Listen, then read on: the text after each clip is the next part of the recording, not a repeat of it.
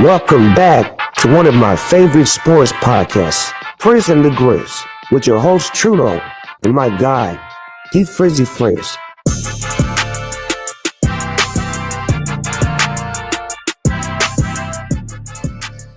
Hello and welcome back to Frizz and the Grizz. It's your boy Trudeau. Thank you for joining us live. Monday, September 15th. You can catch us live on Facebook, Twitch, or YouTube. Check out that Twitch handle at @DFrizzy_Frizz5.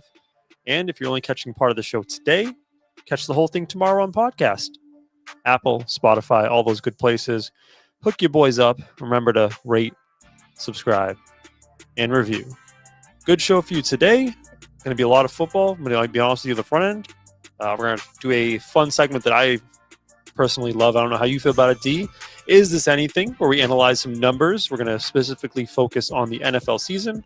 We're going to give you our gambling picks, so you can fade them, of course, because we were 1-5 collectively in week 1 of the NFL season. And then we'll touch on some quick hits of the full NFL slate for week 2. But first, D, what it do? Woo! What up? What up? What up? Happy Monday, man. This was an exhausting week, and it just started. I know it's obviously yesterday, but there was a lot of football on yesterday that like emotionally got me invested. And then today's work week, so like I'm tired just from the last 2 days, man. How you feeling? I'm good, man. I want to shout out your LSU Tigers. I see you repping them today. Another big win. What are you up to now, number wise? Number 3. They're the boys right now, and they got a FCS team this week. So like they'll start the season. Should start the season 4-0. But yeah, they look good right now. Offense could be better, but the defense looks absolutely dominant, shutting down 2 really good teams so far. I look forward to our annual tradition on this show of you getting hyped up for LSU and then Brian Kelly eventually doing something boneheaded to lose you a big game. Usually, but with the way that the CFP is now, because of their high rank, they can afford a loss. It's the second one. That's what's going to bother me if they lose 2 of them. So they're in a spot right now where they could drop 1. You're going to see a lot of SEC opponents in the next couple of weeks after this bye week that they got this week, quote unquote bye. But once it gets into the SEC stuff, as long as they don't drop 2, they should still at least reach the college football playoff. Yeah, and we don't talk about college football that much, at least today. But I will say it seems like the landscape in college football is pretty wide open right now. Like I don't see a team really that would be a juggernaut that LSU has to worry about.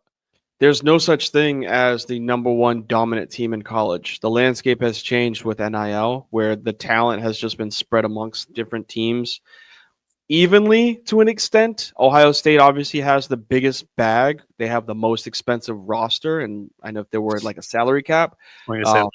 Yeah, it's strange, but like the talent is you get people like there's a quick story real quick, but there's a thing that came out last year that Ryan Williams, star wide receiver for Alabama, and the receiver for you're really good with names, by the way. I noticed that. Terrible with names. Absolutely terrible. But the stud wide receiver that plays for Ohio State, losing my mind right now with his name. But they were talking about going to Georgia together. And that you would have gotten 2, if this were 10, 15 years ago, those 2 players would have went to Georgia.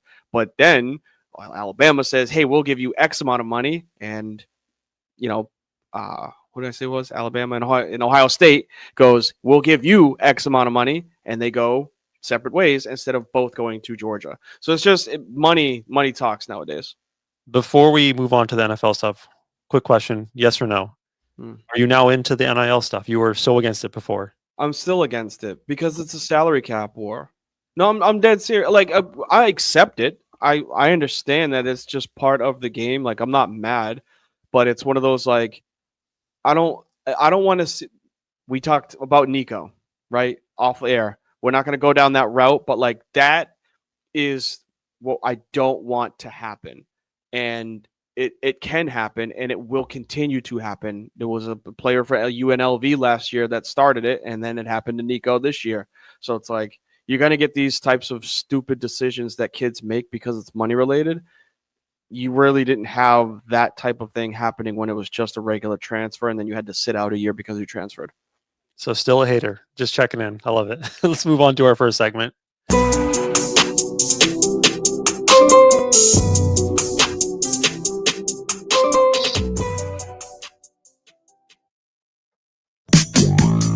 As the saying goes, numbers never lie. Let's dive into the statistics and ask the question, is this anything? All right, one of my favorite segments, Is This Anything, where I throw some stats, which D loves. D loves stats, at D for him to diagnose, and I ask him the question, is this anything? Is it real or is it just a mirage? My first stat for you, D. Through 2 games, the Indianapolis Colts have yet to punt the ball. Now that's a little bit of a misleading thing because they did turn over on downs once, but 2 full games of football, no punts and 1 turnover on downs. That's it. Is this anything?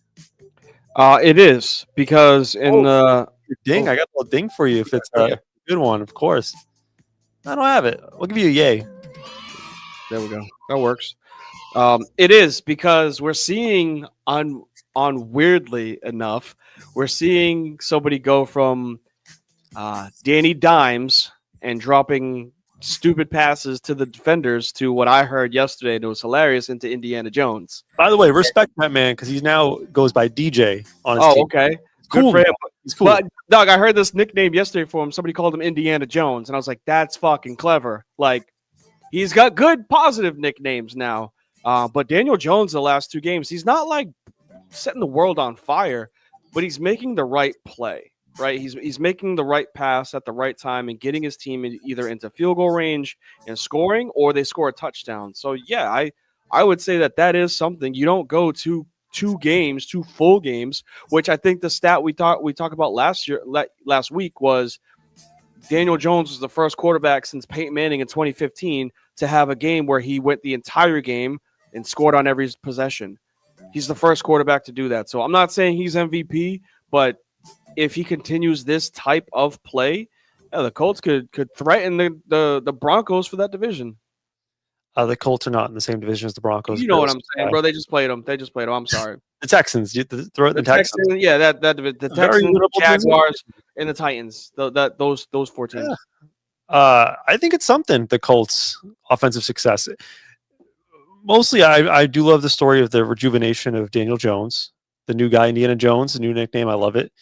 But it does speak to their head coach, Shane Steichen, who was his offensive guru with the Philadelphia Eagles. You know, he led Jalen Hurts. He developed Jalen Hurts into the. I don't want to give him all the credit, but he helped develop Jalen Hurts to the quarterback he is now. He had very little success in his initial stint with Indianapolis. They got Anthony Richardson, didn't work out.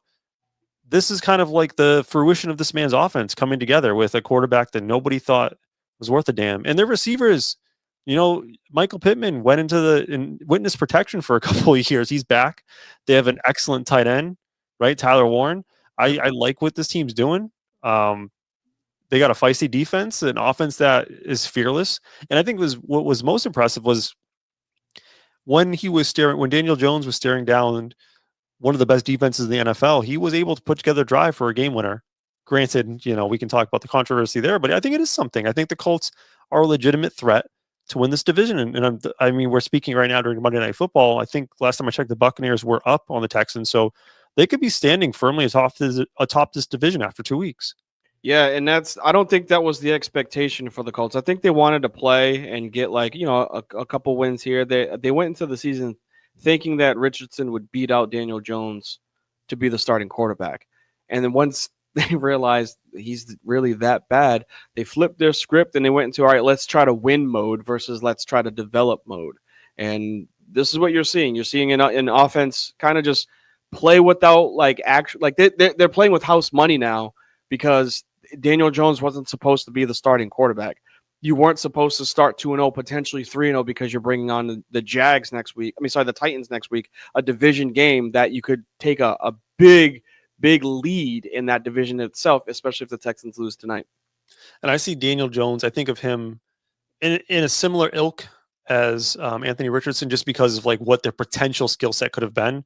Anthony Richardson, if he actually became a halfway decent quarterback in the NFL, he would have outpaced Jones's ability by miles, the arm strength, the running ability. But I think this is also a huge indictment on him, right? Because we looked at this Colts team saying, well, you know, we don't know on Anthony Richardson. His team might just be bad. Maybe Shane Steichen doesn't have it. And no, it was on Anthony Richardson, man. And there's not really going back now unless Daniel Jones gets hurt. Only way that you can play Richardson is if Jones gets hurt. That's it. All right, that was a fun one. Did you like the first one? I do like that one. I forgot we were starting it off with that. The second one's going to be a bit of a doozy with me reading off a shit ton of things. So here, bear with me. I'm going to play off the music every time we start now. Okay.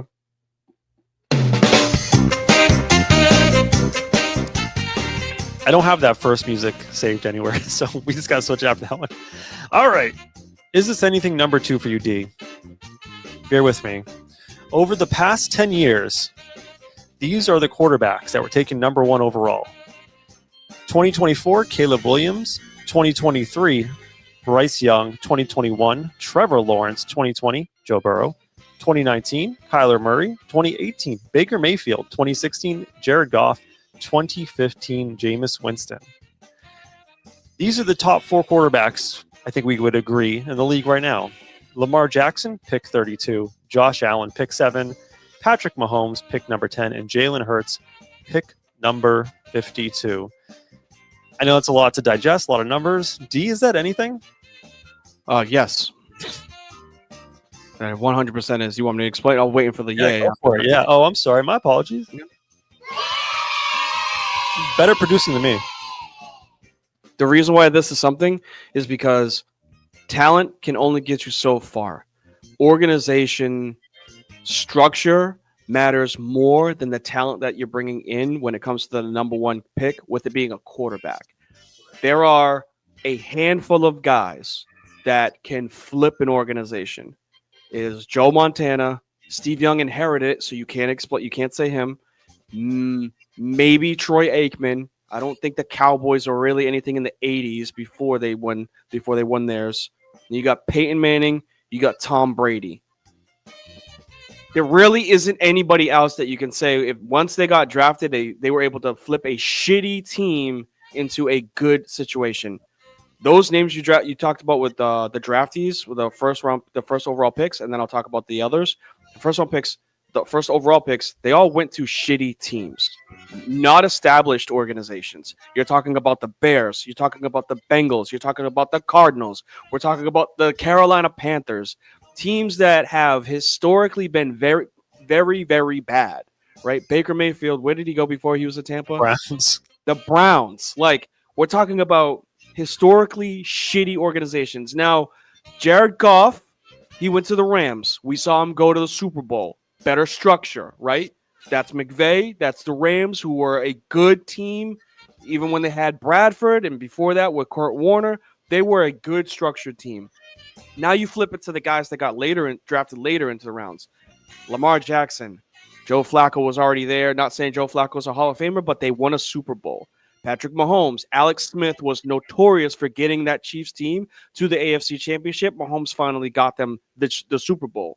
Josh Allen, I guess you can kind of say they weren't as good, but he might be one of them ones that gets to turn an organization. And then the last one being Jalen Hurts. The Eagles won a Super Bowl with Nick Foles. So, like, those 4 got drafted into incredible situations, and they were incredibly talented. Those 10 were good to great talent and got drafted into shitty organizations, and you can see the difference when it comes to it, unfortunately. I like where you went with that, with the organization thing. I do think it's something as well. I was going the route of just, it's a crapshoot. The NFL, it's not like the NBA, right? You're not going to tank at the number 1 pick and turn it around. It's really hard to evaluate quarterbacks, right? And all these guys going number 1 for a reason, because they had arm strength and mobility and all these sorts of traits. But I think it really comes to show you that quarterback in the NFL is completely between the helmet. It's all mental. And I do think in some of these cases with some of these guys who went later, a little extra seasoning in college does not always hurt, right? A lot of these highly touted number 1 overall quarterbacks, they jump ship as soon as the time's ready. I wonder, we talked about NIL earlier in the show at the start. I wonder if that will change the landscape where we see guys going number 1 in the future stick around a little longer, a la Arch Manning maybe, right? Stick around a little longer, get a little more seasoning, and maybe we'll see more success at the number 1 spot. I had to look just to confirm. I don't know. I'm pretty sure every one of those first overall picks, were the starter by like week 2. If you look at every one of those others, Lamar, Patrick, Josh Allen, and Jalen Hurts, sat around a little bit. All but Josh Allen sat. That's a good point. Josh Allen ended up playing. I just had to look because he was the one guy. I was like, I think he played early in the 17-game schedule in 2018. He played 12 games, so he didn't start. He sat the first 4 games, and then they threw him in. Probably had a shitty season. They were like, look, let's get the kid in. But all those other three quarterbacks, they didn't play right away. They didn't get thrusted into having to be that guy. They sat behind veterans, watched somebody play. Lamar, we saw towards the end of that regular season because Joe was just old Joe. And then they go, wow, we got something, like he brought us to the playoffs. But none of those quarterbacks were the day one starter when they got drafted to that team. I like that's a good additional point. Let's get to the next. Is this anything?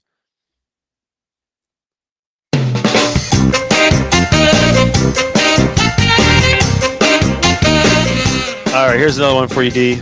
Through 2 games, Jalen Hurts has 253 yards passing, 0 touchdowns, with an average depth of target of 6.5 yards. Is this anything?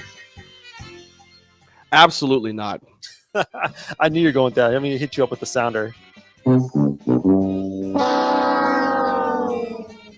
So this isn't anything Philadelphia Eagles wise. This is something fantasy football wise.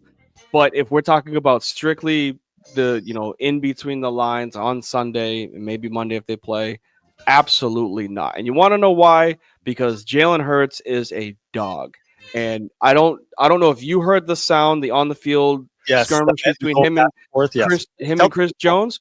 Yeah, so for those that didn't listen or those that didn't see it, a lot of people are like, I'm not watching that fucking game. I don't know why. It was a great game. But end of the game, the Eagles about to take a knee to win. Chris Jones is defensive tackle for the Kansas City Chiefs, is losing his mind. Y'all are some bums. Look, you ain't do nothing. You ain't even get 100 yards. And then what was Jalen Hurts' response without getting all huffy puffy? Dog, we won the fucking game. Hike takes a knee. Like, that's his attitude. He does not care. He doesn't care if he throws for 300. He doesn't care if he throws for 100. He cares about that box score. And as long as the Eagles have more points than their opponent, that's all that matters. And we've seen him be like this since Alabama, and he sat the national championship. He got benched in the national championship game. But there was a little hint of it last year with the AJ Brown, and I'm not getting targets, and I'm reading books on the sideline. He went out and threw for 400, got to the media post conference, was like, so that's what you guys wanted to see?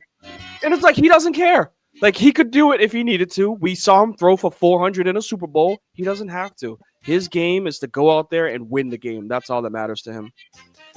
I'm going to zig while you zag on this one. I think it's a little bit of something with Jalen Hurts, and I don't think it's on him. I'm a little concerned. If you look at the Eagles through 2 games this year, they beat the Cowboys by 4 points? I think they beat them by 4 points. It was a slim margin in game 1. Yeah, I'll get that for you. And they could have lost that game, right? There was a drop by CD at the end of the game. They beat them by 3 points. Thank you. And I guess they beat the Chiefs pretty handily. I know Chiefs came back at the end of the game, but it was still a 1-possession game in the end of the game. Last year, right, it wasn't that big of a deal. Jalen Hurts, it was red flags like, oh, they're not throwing the ball a lot. Like, what's going on with Jalen Hurts? And I fell victim to that. And in the playoffs, like, things looked fine. But last year, they were a wagon. Like, they were absolutely demolishing team. That run game was on point last year. The defense was locked down. They don't seem like the wagon this year. And I get it. They're 2-0 now. But there are going to be games coming up where, like, they're going to find themselves in tough positions because I don't think they're the same team as last year. They've taken a small step back, even though they might be one of the best teams in the NFL. They might be the best team. I don't think so. But they've taken a small step back. And I'm just concerned, like, with Jalen Hurts, with this limited passing tree that we're seeing right now, are they going to be able to ratchet it up? Because they're not going to be able to cruise the regular season this year. They're going to need to gun some games out. We just saw the Bills put up 40 2 weeks in a row. Saw the Ravens put up 40 2 weeks in a row. When you play big boys like that, you're going to have to put up some points. If they didn't have the weapons that they do offensively, then I would be nervous about that. But that team can explode when they need to. The names you rip off, Devontae Smith had a hell of a game, but like the names you rip off is Devontae Smith, AJ Brown, Saquon Barkley, Dallas Goedert when he's healthy is one of the premier tight ends when it comes to like he's really good. So that if they didn't have those names, like if this were the Chiefs being 2-0, that'd be like, yeah, this is something. They're not. They're 0-2 because of last year. They didn't have the talent to take on the wins that they ended up getting, right? They just happened to get the 1 possession wins like the Eagles are now, but the Eagles have a better weapon team, right? It's not just Kelsey and hope somebody else is there. They got two great receivers, the best running back in football. I know it's 1A and 1B with him and Henry, and then they got a good tight end in Dallas Goedert when he's out there. So the step back they have is, you mentioned it, Shane Steichen is now coaching elsewhere. Like that hurts offensive coordinator wise. More importantly, this is the team that lost 2 offensive linemen in the preseason, right? I think it was their tackles that ended up getting hurt. And it's like that changes the dynamic. I mean, they're still tush pushing like a mother, but can we diverge off our path real quick? Because there's something I want to bring up. You said the tush push. Oh yeah, this is a hot topic. I think I may have switched sides. Yeah, you want to ban it? I think I'm team ban tush push. And I think just go ahead. I think my biggest issue, and I saw this on replay several times, and Chiefs fans were pretty pissed off about this. It's impossible to officiate the tush push. Like, you have dudes in the Eagles' offensive line clearly false starting, but it happens so fast and it's such a scrum that it's so hard to call a penalty on that.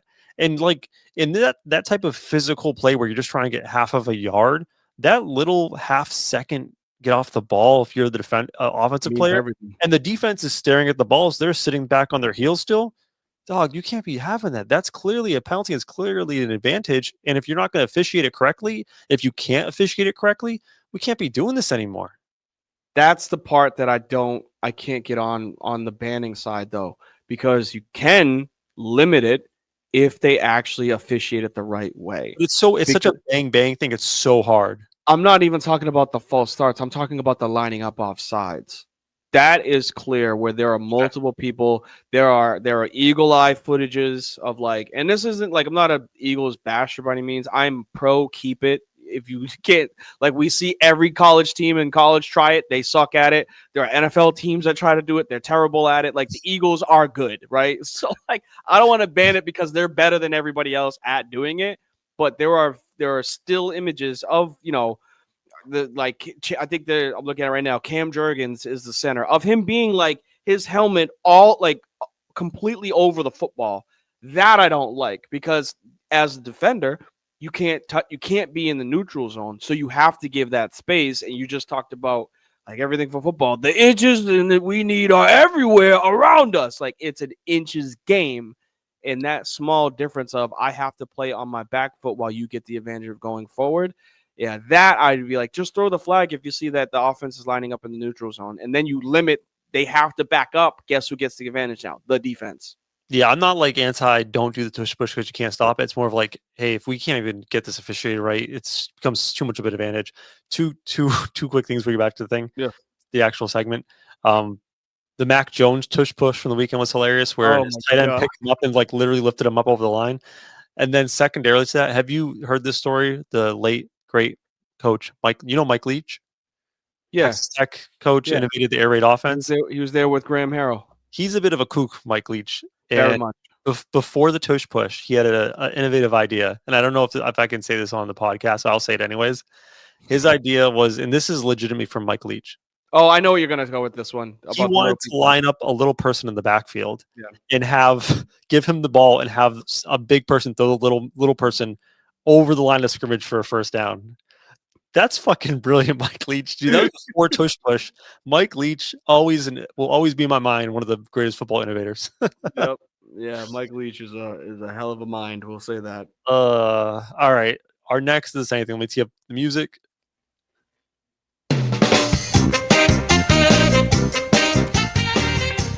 This one personally irritates me. Through 2 games, Travis Hunter, number 2 overall pick, 9 receptions on 14 targets for 55 yards, averaging 6.5 yards per reception. And on defense, a grand total, 2.5 tackles and 1 big bad pass interference penalty. D, is this anything? Absolutely no, not anything. Oh, wow. Hold on.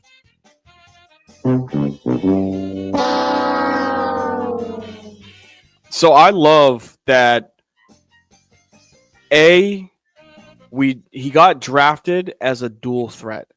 And for some reason, people just thought he was going to be Andre Johnson, 100 catches, or Odell Beckham, 90 catches his rookie season on one side, and then Deion Sanders, 10 picks, and 3 of them go back for touchdowns on the other side. The NFL is a different fucking beast. Like, if I get 2-3 receptions out of him to help extend for drives for first downs, I'm happy with that. He's not my number one receiver. Brian Thomas Jr. is, right? Travis Hunter is a better corner than he is a wide receiver. That's just facts. And when he played corner, he's not making bad plays. That pass interference was very, very ticky-tacky type thing. Got his head around. Yeah, he had the arm over there, but he knocked the ball down. It's extremely the hard. I mean, this is even a bias. I think the hardest position in football is playing corner. I don't care what anybody says. The most mentally draining position is quarterback. I'll give you that. I will agree with you. I think cornerback is the hardest physical position to play on the field. So, like, you can't expect his rookie season when he's trying to balance. He's got half of practice with the playbook on offense, half the practice with the playbook on defense. He's not going to be Deion one side and Beckham the other. He's going to be a good corner. He's going to be a good receiver. When they make him a one-way player, he's going to be a phenomenal whichever position that is. I think corner, this is just the defensive side of me, I think he's a better instinctual corner than he is a premier wide receiver. We saw this with the Stanford product, Richard Sherman. Sherman played wide receiver at Stanford all 4 years, got to the NFL, and they were like, nah, dog, we're putting you on defense. Now he's going into the Hall of Fame. Like, that's what Travis Hunter can be. I'm not saying could like it's over. He can be that. They're just playing this experiment. Let him play it. When it gets to year 2, all right, bro, I think you're an all-pro corner. Let's put you over there, though. That's how they need to treat this. I think this is something. And not for the reason you laid out. I still think Travis Hunter is probably a fantastic talent, a fantastic player. This is not on Travis Hunter, his lame start as far as like productivity on the field. We talked earlier in the show when we talked about the quarterbacks about organizational failure. I think this is an absolute organizational failure. The Jaguars should be ashamed of themselves. Sure, this team traded their first round pick next year, a second round pick, and they traded up in their first round pick this past year to trade up three spots to get Travis Hunter. You're going to trade all that to get Travis Hunter to use him like this? Stupid. They're not on offense. They're not using him in ways to create explosive plays. They're just dumping little screen passes and say, Travis, do something. Yep. They're not setting him up for success on offense. They're not setting him up for success on defense. We know that this kid could be special. They need to figure their shit out.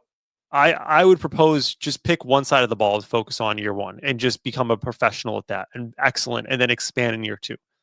I agree with you. Cornerback is the way to go. But this half-assing both sides of the ball with Travis Hunter is doing him no good. You're not getting anything as far as productivity to help you win games, and you're not advancing his career. I don't like what Jaguars are doing with this. Liam Cohen should make some sort of change from the top to alleviate the situation.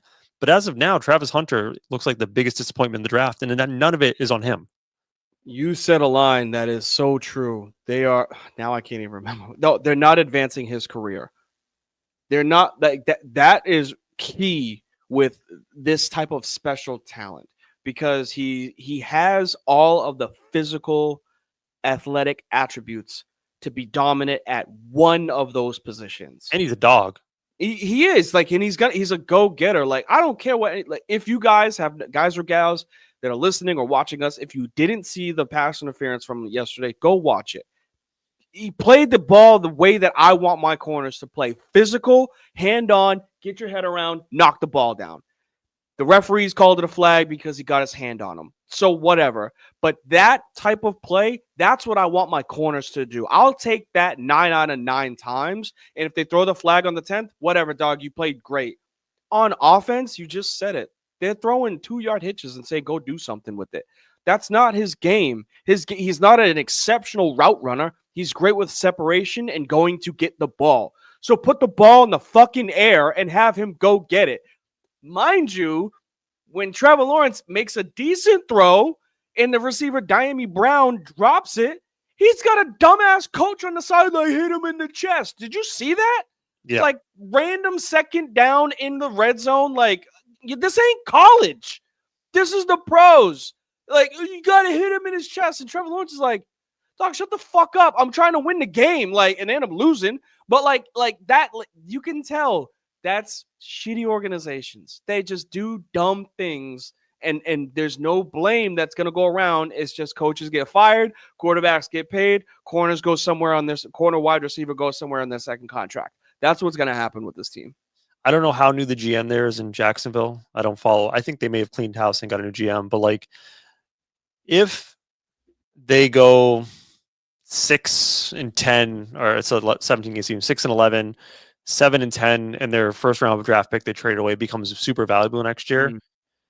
That GM's gonna be sweating that trade because at this point Travis Hunter isn't flashing the way they were hoping to, and it's not his fault. No, it is not they his are fault. doing him a disservice right now. All right, last is this anything?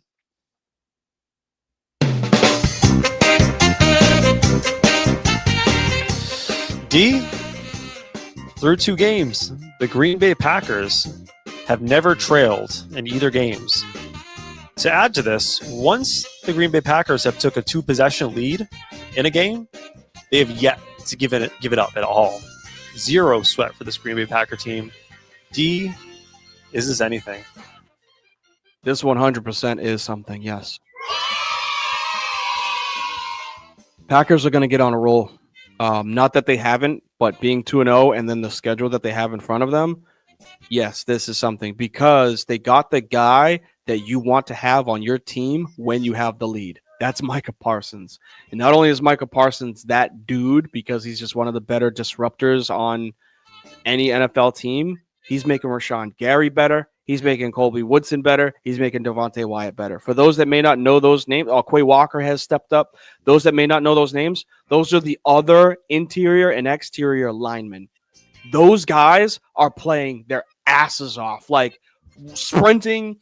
We got 380-pound tackles making tackles 15 yards down the field because they know that Micah Parsons is giving them that effort, right? I don't know if you saw that tackle on you did. All right, cool. I think it was Jaden Daniels. The D tackle sprinted and took him down 15 yards down the field. Like that's effort. So yes, if they get the lead, it's important to know that they have a dominant defense behind them that's going to keep them with that lead, even if it's just 3-0. They know that the other team is going to be sweating because of the people that they have on the other side. Yes, this is absolutely something. I agree with you on this one. I mentioned the Eagles earlier and said Eagles might be the best team, but probably not. That's because 100% right now today, Green Bay Packers are the best team in the NFL. They are an absolute wagon. They are not offensively, they're not reliant on one guy to produce. Like obviously they need Jordan Love there, but there's not one wide receiver you look at and say, oh, if this guy goes down, they're screwed, right? They're a spread the ball around offense. They have a good running back, a good offensive line. That defense is absolutely terrifying. This team is that team this year that's going to be a wagon and is going to make a absolute run. And I believe they're an NFC team, right? So Yes, their competition, and I say that because their competition's what? The Lions, the Eagles, Crickets, right? Like this team could absolutely make a run to the Super Bowl. And I think this is everything, man. This Packers team, I love it. I'm agreeing with you. And like I said, I think they're getting ready to go on a run that's going to make them scary.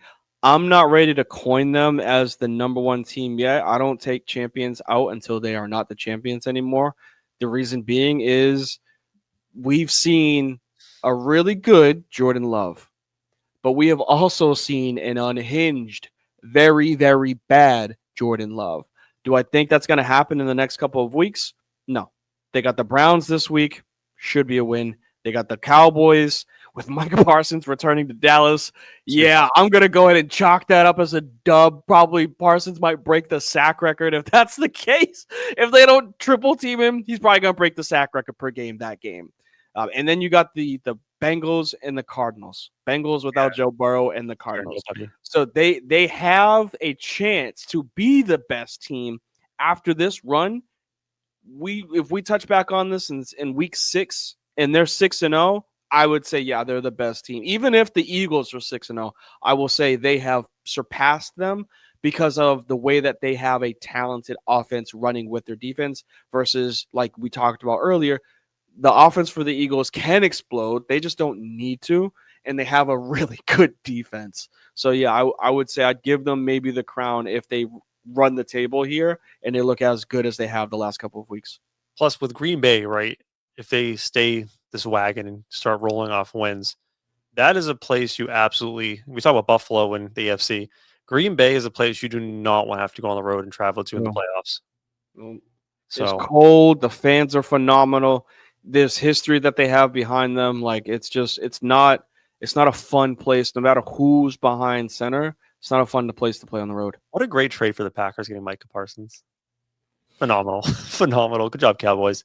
All right, let's jump off of this segment. We'll give our gambling picks and then kind of pick up with the last little crumbs of the week 2 slate.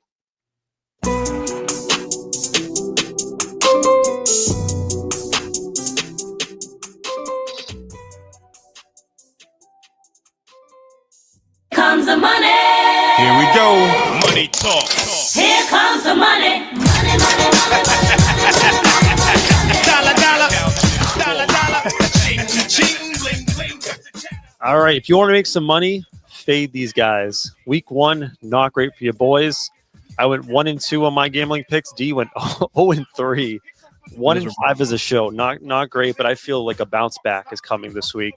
Speaking of bounce backs, that's going to be my first kind of a little hint to my first gambling pick of the week. D, call me crazy. I'm taking the Dolphins. Ooh, Road against the Bills plus 12.5. I mean, that game to me smells like backdoor cover all the way. Here's my logic. I watched the Dolphins Patriots. I watched the Dolphins week 1. The Dolphins week 1 were the saddest bunch of losers I've ever seen. The Dolphins week 2 were also the saddest bunch of losers I've ever seen in the first half. yes. Something happened in that game. Something happened, D. The fans started booing. People were pissed off. They started to put it together, and they looked like the Dolphins of old. Tyreek Hill had that 30-yard reception we've been waiting for a year. I think something's starting to click in there. Do I think they beat the Bills? No. But short week, Thursday Night Football, plus 12.5. Give me all those points. I'm taking them. Pick number 2. We talked about the Packers being a wagon. The Browns are anything but a wagon. They are a dumpster fire. All right. I'm going to take the Packers minus 8.5.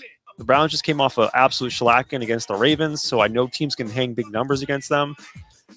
We talked about the Packers never giving up a 2-touchdown lead or a 2-possession lead after taking it. I think this is a game the Packers put up that two-possession lead and just coast. 10-point win, covered my 8.5. Going Packers there. And finally, D, we gave all the praise to Indiana Jones earlier in the show. I'm actually going to go opposite. I think it's fade time. They're on the road. I got a road dog, live dog at home. Tennessee. Listen, this isn't your old Tennessee. They got a new quarterback. They're a little feisty, right? They're not a great team, but they're feisty. I think they're going to get their first win this week at home against the Colts team that is 2-0, but come on. We saw how the Colts Broncos ended. They should be 1-1 after that game. Give me the Tennessee Titans plus 3 points. D, what do you think of those picks? I like them. I might have to switch up one of mine because I was actually taking the Colts over the Titans, but I don't want to double down on that one. So I'm gonna at least give my 2. But I like all of those picks that you do have. And I was mostly NFL, but I think I might have to go college with one of them. I won't give the third one on, but go ahead. Tell me when you're ready. I'll hit you up. Go ahead. Here comes the money. Here we go. Money talk. Here comes the money. Money, money, money. All right. I'll throw out mine. Obviously I had the Colts minus 3.5. We'll do that. I'll replace that at some point this week.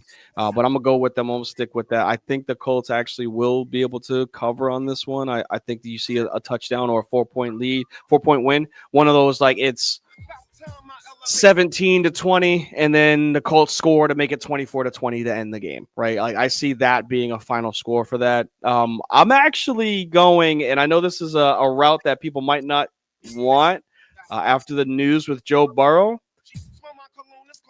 But give me the Vikings. Give me the Vikings with the -2.5. Listen to me on this one. Jake what Browning.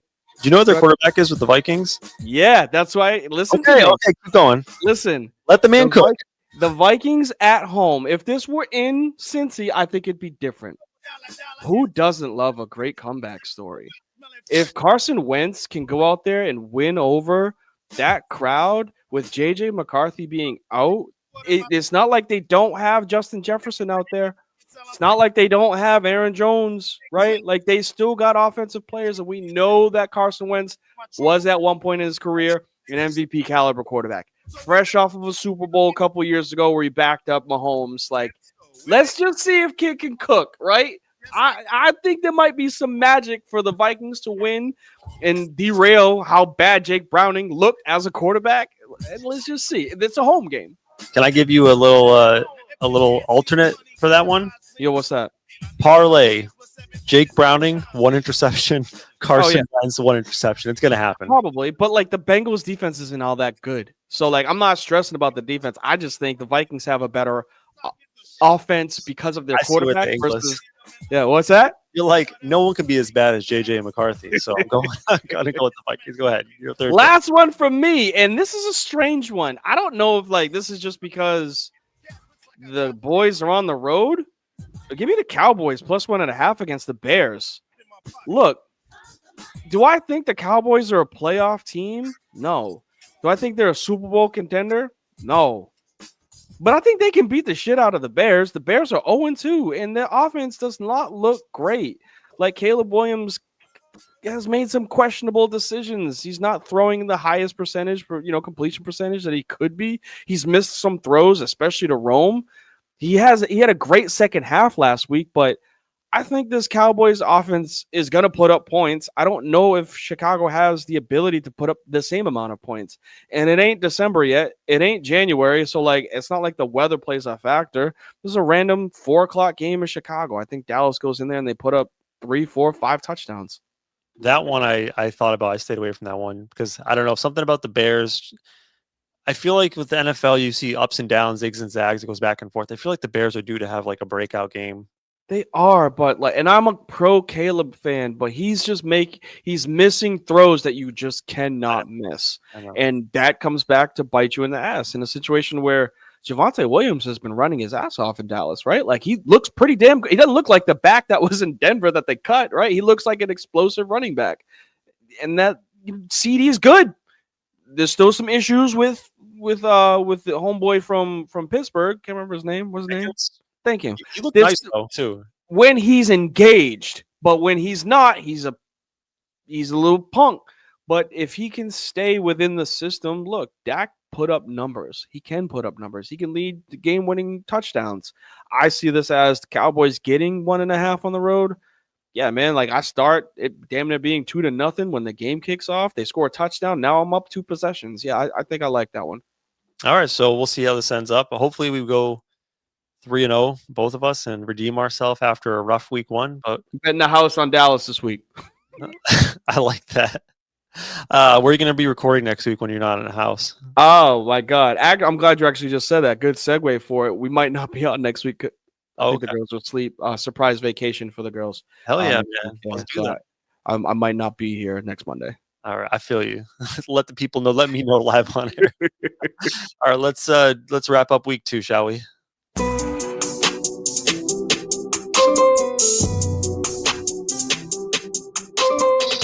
It's just a good chance, like really like things that you want to just throw out from the week, players, teams, outcomes, whatever that caught your interest, D, before that we haven't had a chance to talk on yet.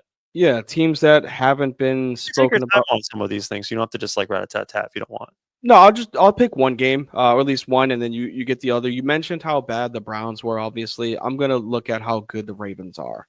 And I think Micah Parsons had said it, and it was great because I was like, it's perfect, especially when it's a defender.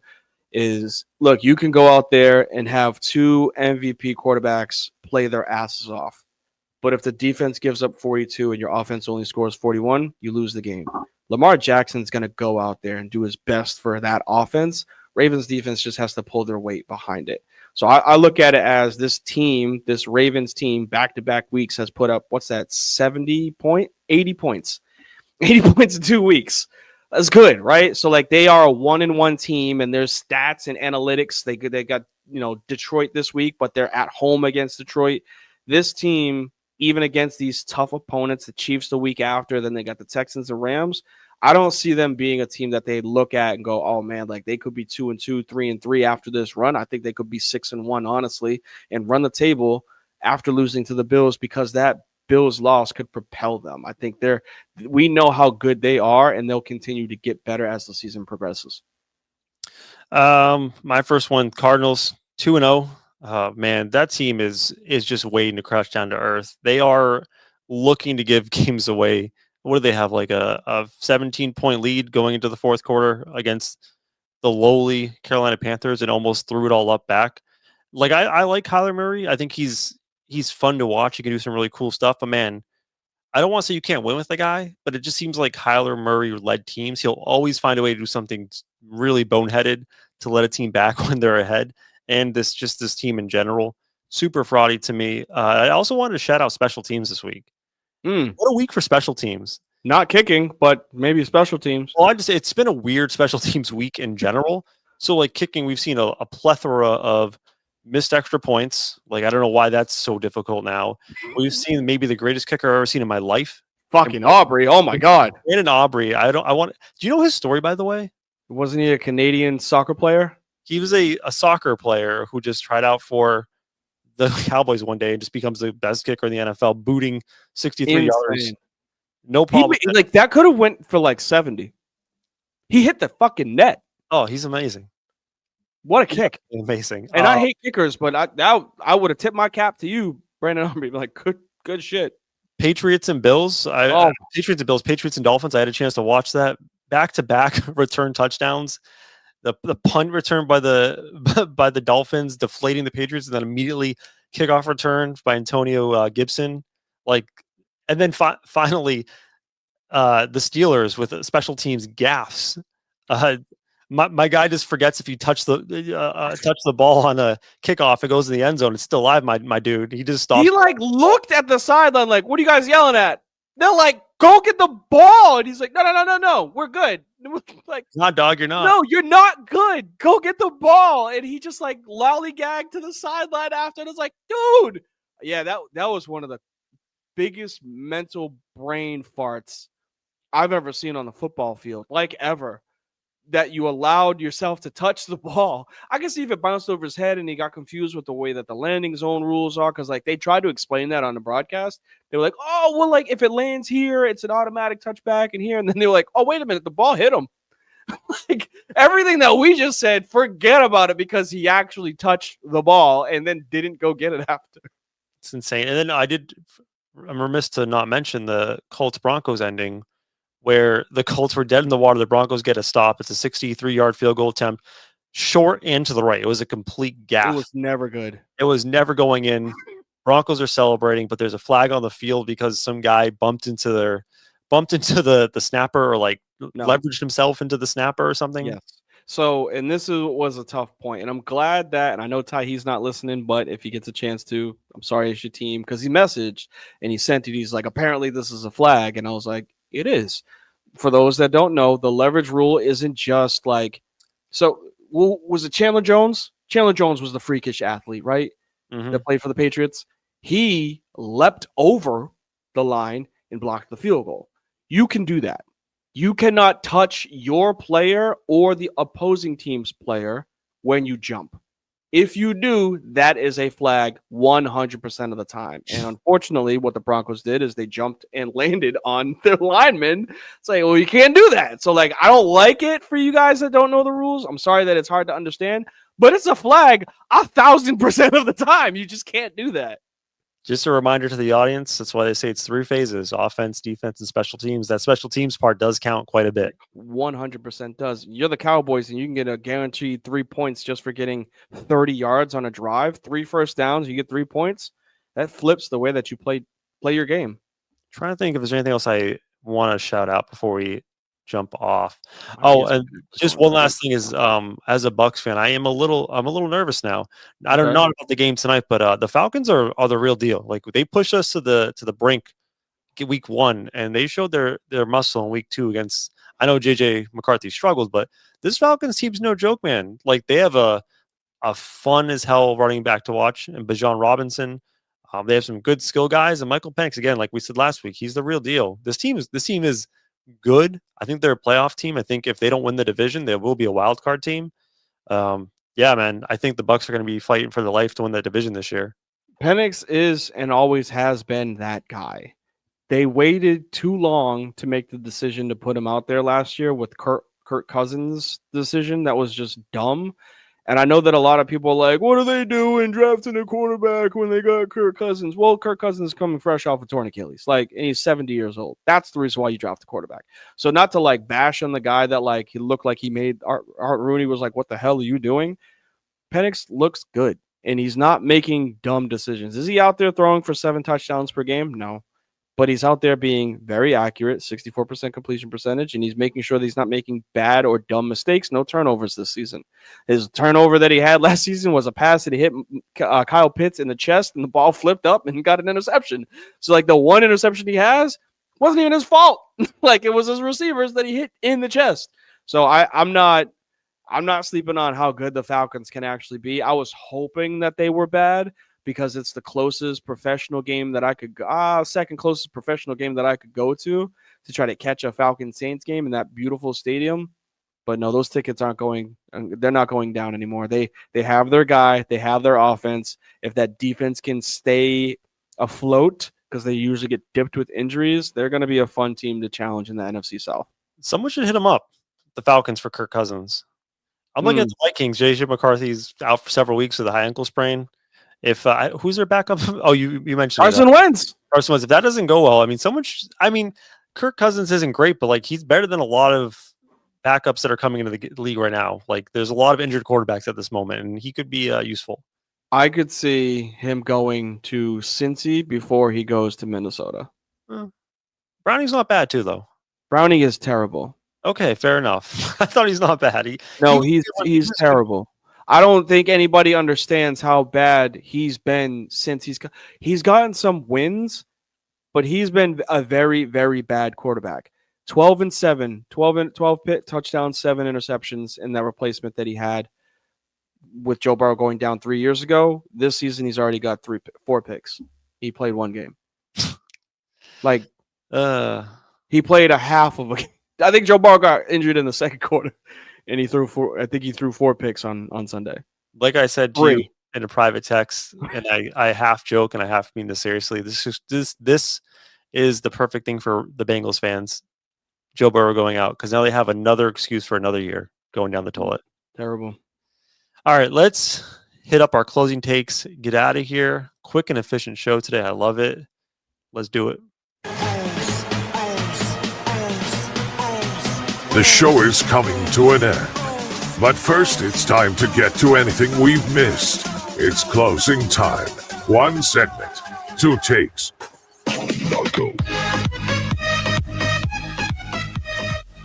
All right, D, it's closing takes. Time for me and D to get off one last take before we get out of here for the day. Can be about topics of the day. Can be about another sport. Can be about whatever we want. I'm going to go a little bit off the beaten track. I don't know if we've ever spoke on the sport before on this show. I'm listening. A little boxing.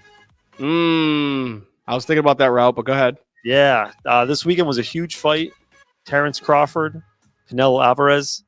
Canelo is regarded as maybe the best fighter of the past 5 years. I'd have to give Floyd as like his era the best fighter, but Canelo has been the top dog for many, many years now. Terrence Crawford, I think he's a couple years older than Canelo. Also regarded as an excellent fighter. Doesn't have as much hype and exposure as Canelo, but remarkable, because this guy fights typically, I think, 145 or 155.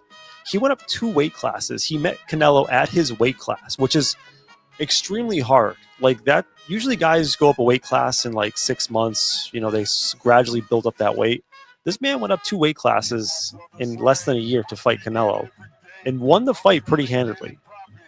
major props to him. It's something I know, like, there's not a ton of boxing fans probably in our audience, but like for this man to take that physical challenge on and meet Canelo, the guy who is regarded as the best, and beat him, excellent achievement, man. This guy has really cemented his legacy. Now people have to question, is this guy the best fighter of the past 5 years after this win? Yeah, it was. I tried to stay up to watch that fight. I had Netflix on at like midnight, and it still hadn't. I don't think it had started by then. Started at 1. Yeah, and I fell asleep. So I'm doing my best to stay up. That's the only negative thing that I have about, not only, but one of the tougher parts for me to watch both UFC and Late. boxing is their cards are great leading up to it, but like when the main event starts, I know they do this stuff in like Vegas or West Coast, so it's like not as late, obviously there. But when it's midnight, 1 o'clock for me, it's not easy for me to stay up. So I wanted to watch that fight. I didn't see a single punch, unfortunately. It just sucked because like I looked and I was like, dog, it's 12:20. And then by 12:25, I was knocked out. I was like, I can't. I didn't even get to watch it.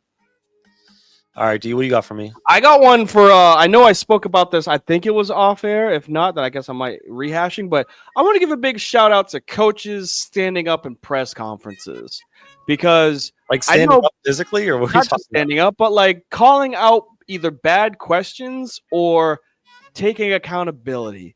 Usually people will point the finger. That's just the way it is. So the first one that I'll give out is Brian Okay. Kelly. Well, go ahead. That's supposed to be the Oh, that's not the one I want. Oh, there you go. We talk about practice. Society today. Come after me. I'm a man. I'm 40. My dog, Mike Gundy. I'm surprised he's still coaching. But first one would be what do you say? Not for long at that. I record. mean, shit. He's still there though. He's been there for a very long time. A lot of ins and outs when it comes to people that have played there. But let me get back to my point. Brian Kelly was calling out a reporter that asked dumb questions, and he responded extremely well with defending not only his team but explaining to them, "Hey, look, like this is what we expect to do is to win. I don't care if we win by 60. I don't care if we win by 30. I don't care if we win by 10. Our job is to win the game." So it's good that he's going out there and understanding that there's a high expectation in Louisiana, especially in the SEC, that conference. It's not just about winning. It's about impressing everybody to show and flex that you're one of the best teams. And then I got a bigger shout out for my dog Kelvin Shepard down in Detroit, up in Detroit, defensive coordinator for the Lions. Not sure if you were aware of it, but there was a corner for the Lions. Can't remember his name, that was hurt/injured. Ended up taking himself out. Kelvin Shepard called his ass out in the press. And it was like, I need guys that want to play.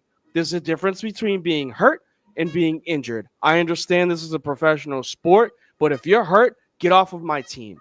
We're talking about dudes that get paid millions of dollars, and he's calling them out. I love that in the sport that we have right now, where NIL is making people soft from college and they feel entitled when they get to the pros.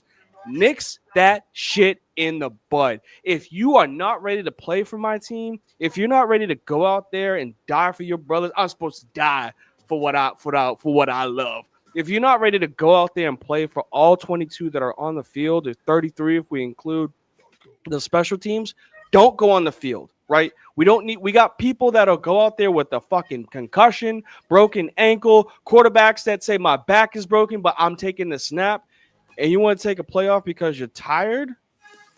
You don't need to be out here. So big shouts to Kelvin Shepard for calling out, big player on his defense. I think it was Terrion Arnold, who used to play for Bama, but it was just cool to watch his interview. And I'm like, that's coaching. That is exactly what coaching is supposed to be like. That was a great way to end that. I feel like people are going to be all riled up from that take. People are going to love it, eat it all up. I don't know why I feel incensed sarcasm in this.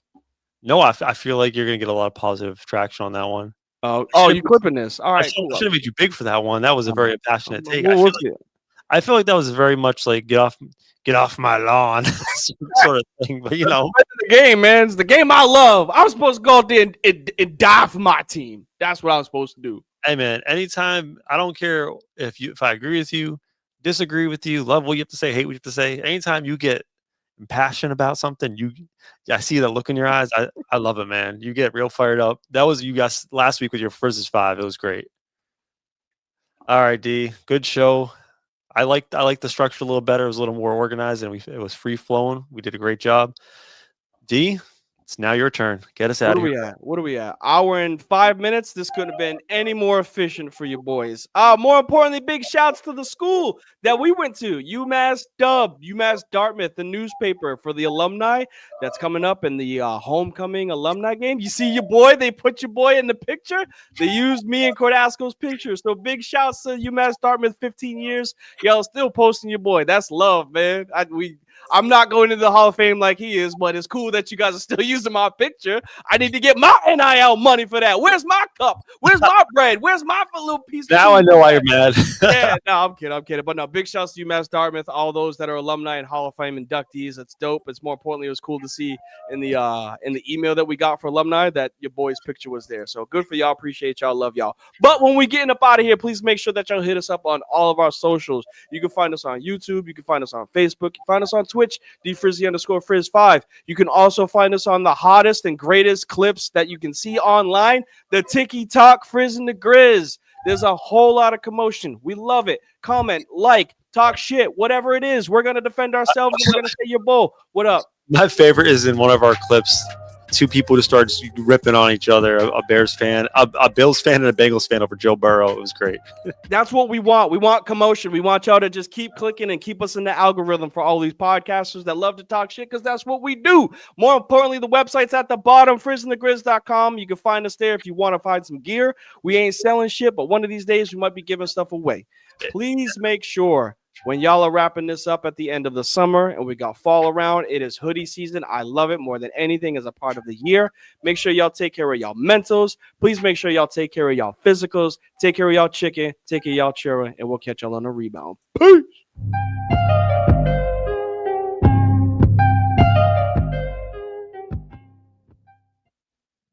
Where are we at in society today? Come after me.